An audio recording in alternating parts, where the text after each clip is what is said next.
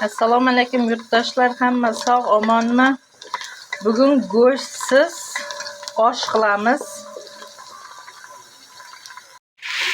Aya osh qilib bering dedi o'g'lim. Go'sht kam ekan desam, "Yo'q, mayli osh qilavering" dedi.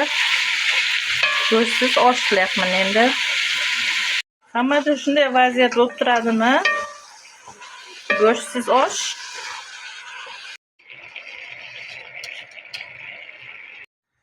Oltinchi sinfda o'g'limga bor go'sht olib kel desam, qassobchilar rosa suyak sovorganda aldab, yosh bola deb. O'shandan beri o'zini yubormayman.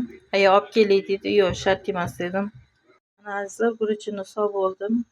Biroz qaynasin. Ozgina suv bilan solaman, tagi olmaslik uchun. Ozgina suv qoldirdim, tagi olmaslik uchun. Go'shtsiz oshga marhamat.